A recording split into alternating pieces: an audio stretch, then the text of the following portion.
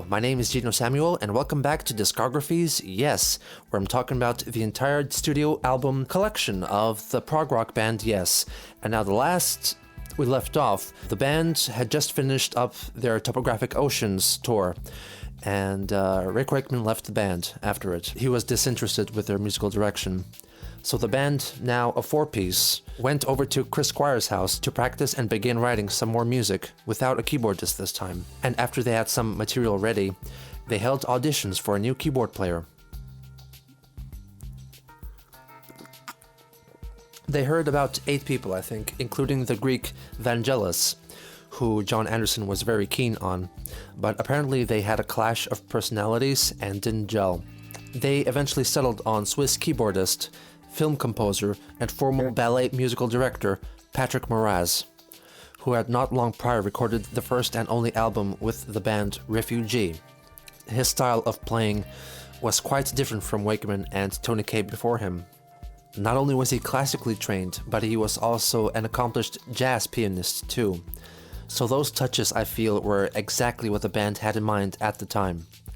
He joined the band in August 1974 and soon laid down some tracks that would end up in the final release of the new album, Relayer. The recording was done all in Squire's garage studio, so recording costs were cut drastically. Eddie Offord returned as joint producer and engineer for the band, though he was expressing a want to dissolve the partnership, stating that things had gotten stale for him. After Tales, they went back to a similar album structure to that of Close to the Edge, with 1 track on side A and 2 on side B. They apparently wrote 2 more songs during the sessions, but didn't have time to record them. I guess they're lots of time by now. Shame. In a notable change, Steve Howe elected to play on a Fender Telecaster for this album, giving his usual Gibson ES-175 a rest. The sleeve art was once again designed by Roger Dean, and is a starkly near monochrome depiction of a grandiose Gothic cave, and it's been chosen by Dean himself as his favorite Yes album cover. So how did new guy Patrick Moraz fit in with the rest of the band, and what did he bring to the table? Well, let's begin. The first track, Gates of Delirium, is the Close to the Edge of this album. It's a 22-minute long, sprawling epic inspired by the book War and Peace by Tolstoy. It doesn't reflect the story of the novel, more so that it is a war song, but it's not a song denouncing war, but rather the entire track is a musical depiction of a battle. The opening, I think, is a good indication of how things would sound throughout the album. Chris Squire is playing natural harmonics on his bass, and Alan White is rolling away on a ride cymbal, which complements the tinkly high-pitched soundscape from synths that kind of sounds like a malfunctioning computer from the 1960s. There is a melody that occasionally makes an appearance from both Steve Howe's twanging guitar and Moraz's synth strings. The band also play this primitive-sounding tribal pattern that would be heard throughout the song. After playing around with this motif, the vocals are introduced, chanting a distant la la la la to the rhythm of the Yes tribe. Steve Howe spits out some fire licks, though the mix gets odd here. The band, of course, recorded the piece in sections like always. This time around, they recorded multiple takes of everything, and handpicked the recordings they thought were the strongest, and stitched it all together, and made the song whole. There were plenty of overdubs which got the same treatment, and I think this is one of those cases. Howe's guitar runs, which are fantastic, I'll touch on that a bit later. In the music, it's all a continuous string of notes, basically, though I can clearly hear an off-putting segmentation, in the sense that one bar was recorded in a different environment than the bar coming right after it. The position of the mic in relation to the amplifier could have been different between takes, so that's why the guitar occupies a different headspace from one note to the next sometimes. Anyway, the verses gently fade into existence, held together by some simple chords strummed on acoustic guitar. Anderson's vocals here are more forceful than the typical. They exhibit a kind of angry grit sometimes, that is reflective of the lyrics, which at this point are attempting to address the morality behind physical combat and also act as a call to action. Lots of talk about fighting, killing, and defending honor. The beat is pretty steady, punchy, And even though this doesn't overtly sound like a march, I think this acts as the marching section, depicting armies steadily pacing towards the battlefield. Some standout melodies from synths, they kind of sound like they might be mimicking the sound of a trumpet, or rather a flugelhorn. There are some odd sounds from Mraz, who uses quite a different set of keyboard instruments than Wakeman. These verse and chorus sections repeat a few times, and they get stronger and more aggressive each time, with everyone's playing style gradually getting more frantic. Scattered throughout this section are these little motifs that are repeated and varied upon, and arranged in different orders.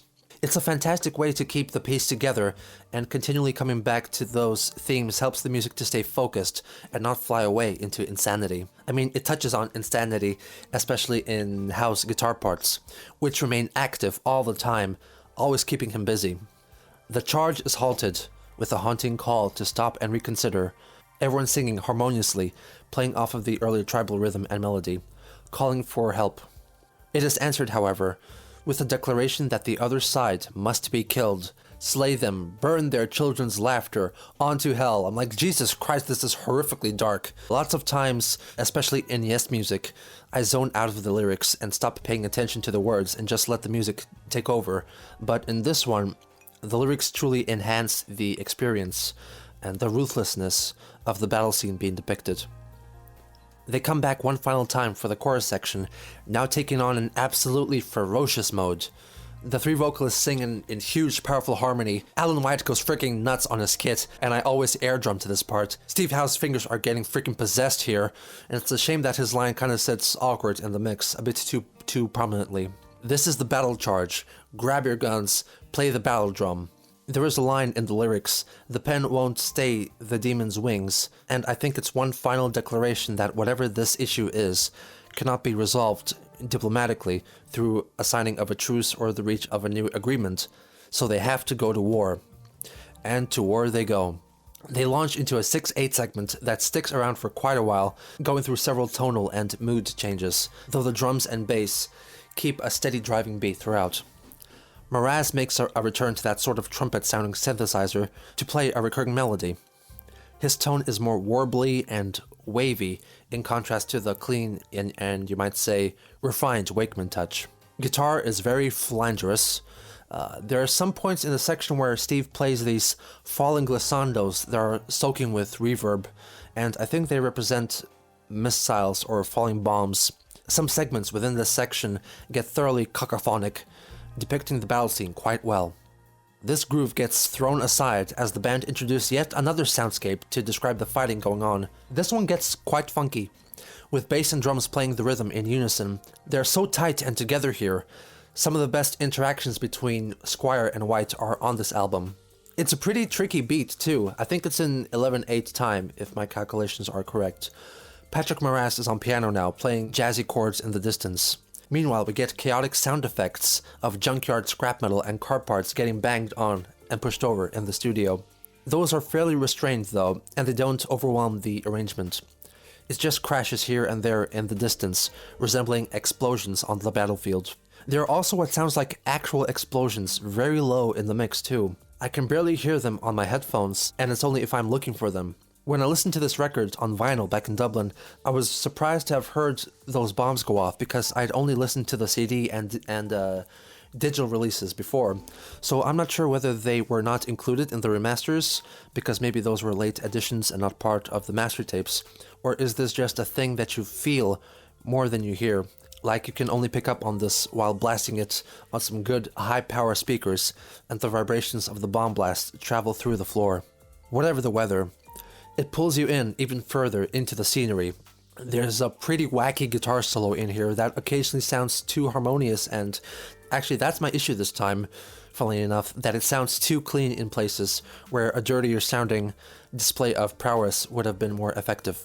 There's so much going on in terms of effects here, and there's also backwards drum tracks too, and some kinds of wailing and crying that I can't tell what's making that sound. All I know is that it ain't human. It might be guitar, or maybe it's not a musical instrument at all. It's all quite horrifying regardless.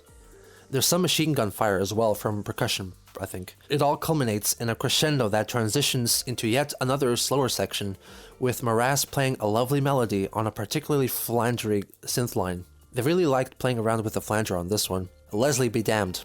This perhaps is the victory cry for whichever side that came out the victor on the other end of the battle. The keyboard melody is then carried over to Steve's lap steel guitar, which honestly sounds great for the vast majority of its appearances across the album. Chris Squire also gives his bass a bit of a workout too, makes the rhythm section a lot more powerful, a lot more eventful, all while keeping the mood steady. After more than a few repeats of this phrase, about 15 minutes into the track, they transition into a calming bed of sound, similar to parts of Tales from Topographic Oceans, though here it's quite unsettling, creating a misty quality. You can almost see the dead bodies scattered all over the battlefield. From the middle of this bleakness, Steve Howe shows up, playing his lap steel, and I think it's one of their finest ever melodies, introducing the final section of the song, which would come to be known as Soon. The playing is great again, and it's also haunting given its fade-in note delivery and a soft delay following the melody at every step. Acoustic guitar strumming fades in, establishing the chord structure of this song within the song. John then takes over from Steve to sing the melody. Soon, no, it's definitely a prayer for eventual peace, and for the madness of war to soon be over. Anderson's vocals here are amazing, and one of my favorite takes of his entire repertoire. The bass and keys hang low for most of it, with Alan White nowhere to be found, but that's okay, we're not really looking for him anyway. It sounds wonderful as is. Squire occasionally busts out a soft chord on bass, adding more depth, literally, to the arrangement. With the second run-through of the verse section, the bass changes its tune and plays the melody line a full bar behind the vocals, creating this canon effect. This technique is again expressed when the lap steel comes back playing the melody with synth strings, perhaps played either on Mraz's custom Orchestron or String Thing synthesizer. I'm not sure which. Nice touch to add more of a classical flair to the piece, though I do think it makes Soon more crowded when it should be more airy. The Soon verse makes one more welcome appearance, but now full of vocal harmony and longing instrumentation, which leads into an unexpectedly country-esque 3/4 lull, which grows to a mystical la la la la, followed by an unusual array of chords that conclude the gates of Delirium in a major key, like a good old Bach fugue or something. Only after many listens of this did I pick up on the soft rhythm pattern playing through this coda section on bass and percussion, which is all a callback to the tribal pattern from near the beginning of the track. And that's the end of that one. It's incredibly well crafted and unusual sounding, ushering in a new era of Yes, experimenting with jazz fusion, which would last all the way until the end of this album, unfortunately. The many small themes that are mentioned throughout are really a big part for why a lot of the previous album fell flat. Back when I was first discovering Yes, I had trouble understanding why there was so much criticism about the songs in Tales, but not Close to the Edge or Relayer, because they were kind of the same length. Only in later years did I come to understand that it's not the size that counts, but how you use it. Edge and Gates are among my top favorite tracks from Yes because not only of their thorough complexity, but the almost storytelling nature of the music. The repeating motifs are like recurring characters in a narrative. They got amazing logical flow and natural development. Ritual also performs very well in these regards. The other three tracks on that album suffered greatly from meandering, lost, unsure musical development with sections repeating without much to add to the music because they just had to be as long as the single side of a record. Gates has quite a different structure to Edge, but they still make it work, and exhibit a musical fury rarely seen before or since. Howe's guitar work is a perfect fit for the music they were making here, and his Telecaster's toothy tone greatly complemented his frantic soloing style, which, as you know, I rather disliked on previous records. It's okay now, cause the whole band is frantic, and we'll get only more frantic on Side B's opening track, Sound Chaser. The band were working on this track before they had even elected a new keyboardist, and on the day that Mraz auditioned for them, they played what they had of the song, which was probably the funky fusion riff in 5/4 time, and they asked him to come up with an intro for it. And he kind of came up with it on the spot, playing wild cascading runs on Fender Rhodes, which I believe was actually owned by Vangelis because he came to try out for the band and left without his keyboards, probably arranged to have them transported back to him later. So within 1 or 2 takes, Mraz recorded the intro to the track, which is what you hear on the final cut. Alan White does a great job at playing in unison with the Rhodes abstract rhythm on light mallet percussion and toms and snares, really taking advantage of the capabilities of his kit. The intro is wild enough as it is, but then Anderson comes in playing a piccolo, I think, and just glisses up and down. White loses his mind on the toms, which also get the flanger treatment. Then we get into the 5/4 joint guitar bass riff, which takes advantage of the nature of the instruments, utilizing a single string at a time. It's technically kind of simple to play in that sense, but you need a lot of stamina to keep up with the band's tempo. Then the sung verses come in, with a relatively calmer but still powerful 3-part harmony melody line. The drums and bass accordingly relax a bit, as if to let the voices be better heard. Steve Howe, on the other hand, not only loses his marbles, but he then picks them all up and throws them out the freaking window. Here he is playing probably the most high energy, the most fast, wild, exciting solo he has ever played in his entire life, at the same time as the vocals, almost battling the singing for dominance of the track. This is complete insanity and it sounds amazing. I'm totally hooked and waiting with my agaped mouth for what comes next. The brief chorus section is similarly wild, with synth cascades piercing through the mix now. Possibly too loud in the mix, just a tad. After some revisits of the 5/4 riff and another verse and chorus, they vary up the riff and make the arrangement all weird and discordant.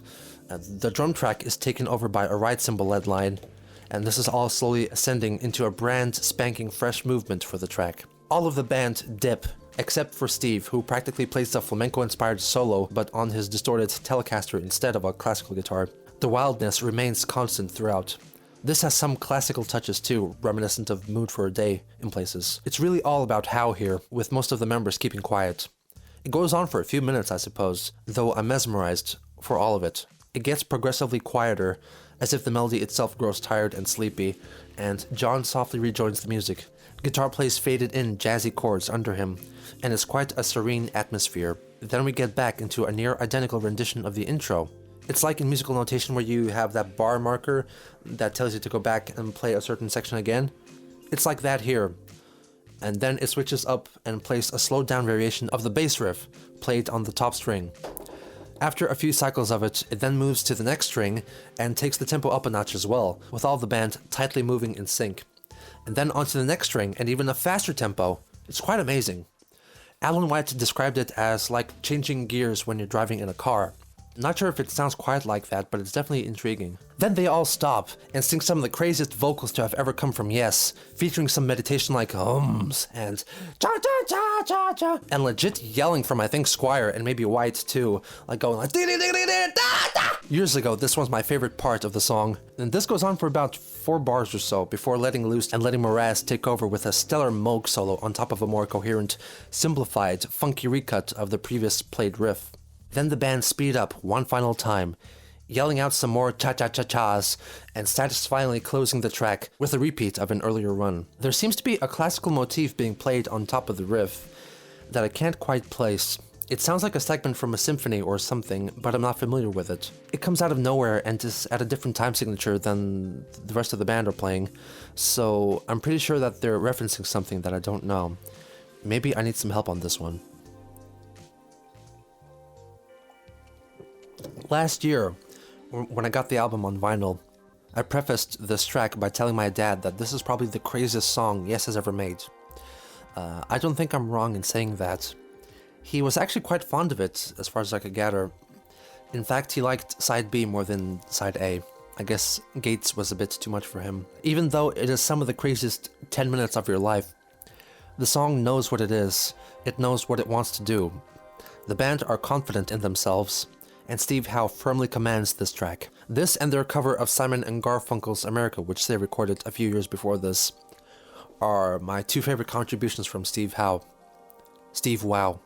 The final track allows for some space to recover from the energetic lunary of Sound Chaser. To Be Over starts off with a gentle melody softly played on lap steel, which is then carried over to a synthesizer and then a choral guitar too. There's like 3 parts to this melody line, and they all overlap each other at different points in the intro, held together at the bass by the bass, with a slow wah-wah effect on it. These verses and choruses are very gentle, all sung in 3-part harmony. The lyrics reference sailing down a stream, and this is what the music feels like. In fact, this feels more watery than the Remembering from Tales. The lyrics are about moving on past hardships and tough times, and looking after yourself. The soft vibe like keys fall like water droplets onto the vocals. The drums on this track sound like nothing heard before on the record. Very soft, but very full and rich in texture as well. White probably used a different snare for this one. Remember those instances of experimenting with country music in Tales? Well, those kind of fell flat, and almost like trial runs, but here is where that sound takes full form. The verses and choruses here legit sound like a country song. The sliding guitar only accentuates that feel, which by the way, launches itself into a mellow solo section and a slightly more upbeat feel. Lots of echo in the guitar line. That melody line is then carried over to the positively twangy Telecaster, without changing it up a lot and going wild with improv. It genuinely sounds amazing in some places, like goddamn, I'm starting to understand why everyone has been praising Steve Howe so much. Then they change to a slower theme kind of abruptly, which reminds me a lot of a motif found in Remembering, with this feeling almost like an inferior imitation of it. Mraz comes back into the foreground with a keyboard solo, which the band thought would be improvised by him, but he didn't feel comfortable doing that, so he composed a solo, like a classical fugue, with the rest of the band then deciding that that section ought to be in a different key, so overnight Mraz had to transpose his part and rewrite it all over again. It sounds cool, definitely, further injecting these small touches of the classical. Leading up to the coda section, there's this sudden change to a more serious mood which kind of comes out of nowhere. This "after all" stays around for about 10 seconds, then just ends without developing to any kind of conclusion. Then we get into a reprise of the opening motifs, looping and overlapping each other beautifully. This also features a slow fade-in of the band chanting what sounds like a foreign language perhaps, maybe French. I can almost hear Soleil in there, like Nous sommes de Soleil, but it's actually just John Anderson phonics poetry gibberish. It sounds pretty meaningful and hopeful though, despite there being no meaning here. The ending is lovely and quietly confident. There's some questionable thematic choices in this song, some sections that don't quite fit into the rest, and you could probably cut around 2 or 3 minutes out of it and make it perhaps sound more cohesive. So, Relayer had some minor compositional issues with the last track especially, and lots of the overdubs sound not up to scruff with their usual quality, perhaps because they weren't recording in the legit studio environment here. The music on this album is really a product of its time and the very specific circumstances that the band were in. They were experimenting with new styles, and they had a new keyboardist, well capable with jazz and fusion music. You had Steve Howe trying out a Telecaster which somehow made him play better than ever, before or since. You couldn't replicate the sound of this album no matter how hard you tried. This was a spark trapped in a bottle, far removed from Yes's typical stylings, which is why I think some people overlook the album, or maybe don't give it quite a chance. It's got lots of supporters, of course, but I guess myself included, maybe my dad included too. You know, even if I was willing to accept Tales and Close to the Edge, this was initially a very difficult album to get into, and I always skipped over it for years, knowing how it sounded at face value. But over time, I forced myself to listen to it, and it's become one of my favorite albums from Yes. A kind of elusive work too, considering that they hardly ever played anything from it after the original tour, apart from Soon.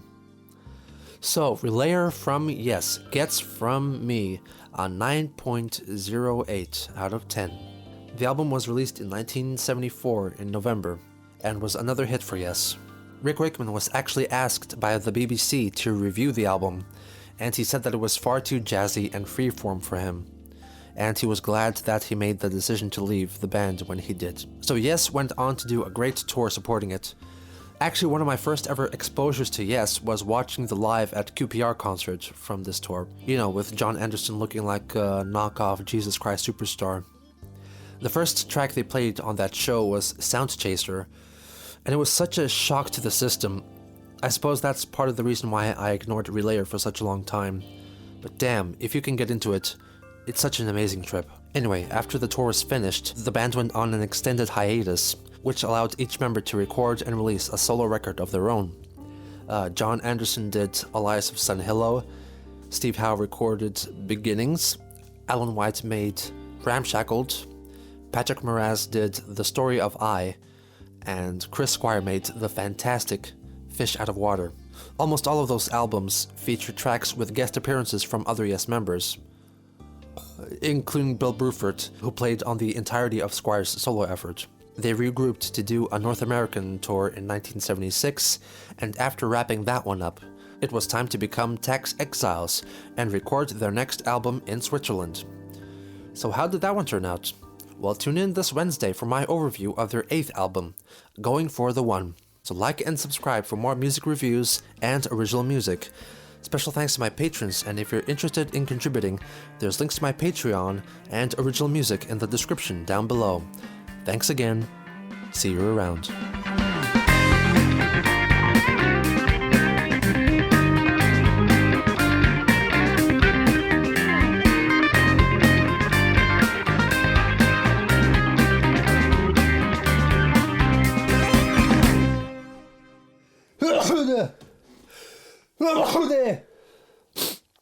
Where am I?